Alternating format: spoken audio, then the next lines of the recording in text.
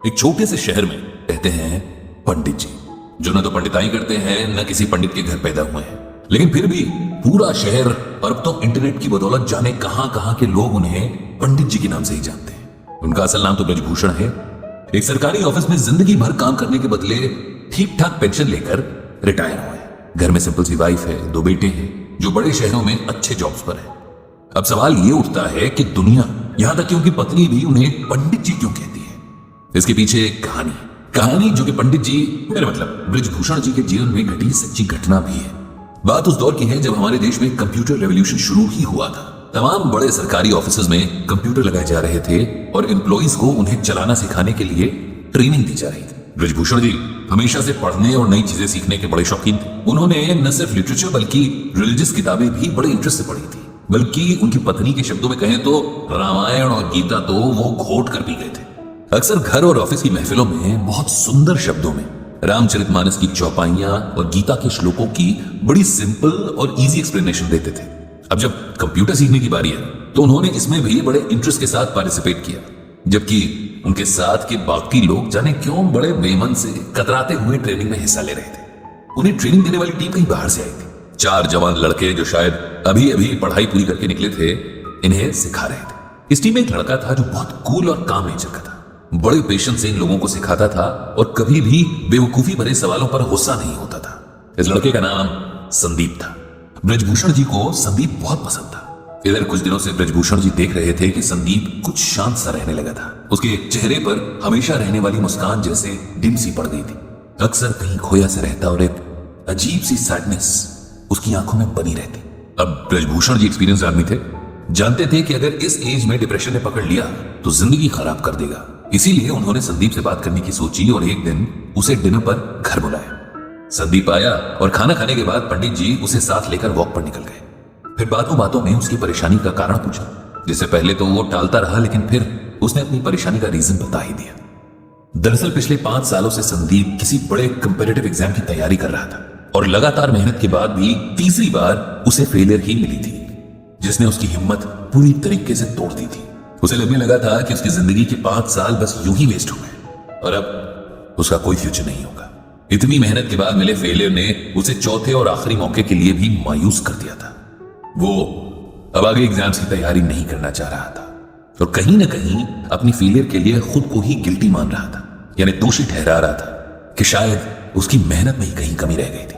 यह सब सुनकर ब्रजभूषण जी ने तुरंत संदीप को श्रीमद् भागवत गीता का यह श्लोक सुनाया, कर्मण्येव अधिकारस्ते मां फलेषु कदाचन मां कर्म फल हेतुर्भुर्मा ते संगोस्त्व कर्मणि।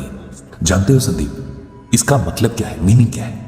ये श्लोक भगवत गीता के दूसरे चैप्टर का 47वां श्लोक है। जब अर्जुन रणभूमि पर अपने सगे संबंधी, अपने गुरु, भाई और दोस्तों को देखकर युद्ध छोड़ देना चाहते हैं, तब भगवान उसे गीता का उपदेश देते हैं। और गीता का ये श्लोक तो संपूर्ण गीता की समरी जैसा ही है। इसका अर्थ अगर समझ ले तो जीवन की सारी परेशानियां दूर हो जाए। संदीप ने पूछा कि आखिर क्या है इस श्लोक का अर्थ और इसमें ऐसा क्या है जो आप इसे हर परेशानी का सलूशन बता रहे हैं? ब्रजभूषण बोले, इसका अर्थ है कि हे अर्जुन, तेरा अधिकार कर्म करने में है, उसके फल में नहीं।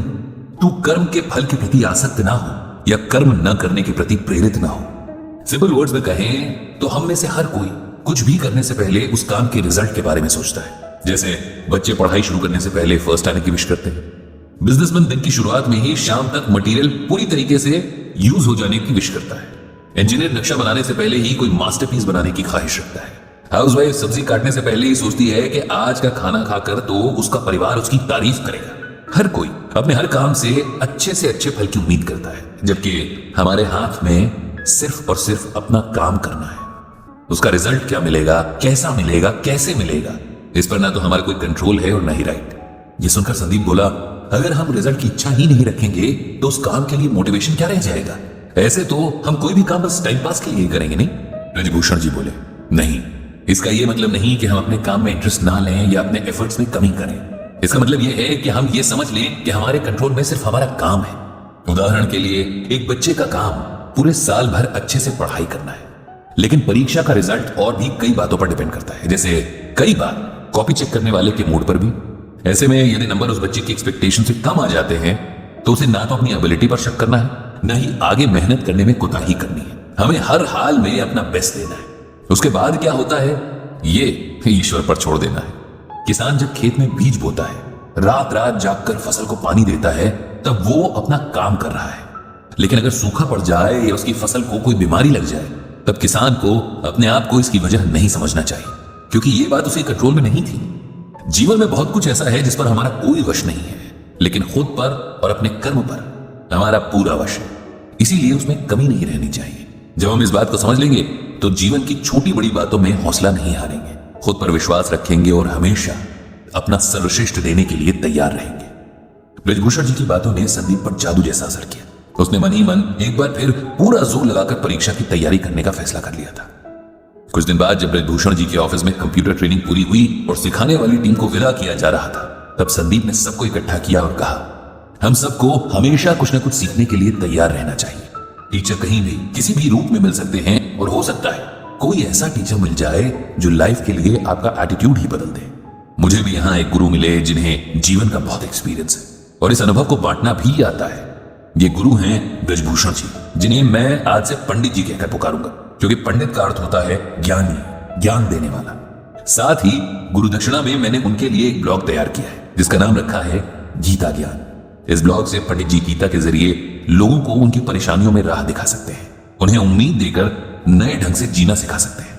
इस तरह उस दिन से ब्रजभूषण जी का नाम पंडित जी पड़ गया और उनका गीता ज्ञान ब्लॉग एक जरिया बन गया जहां लोग अपनी परेशानियां पंडित जी को लिखकर गीता के जरिए उनका सोल्यूशन पा सकते थे।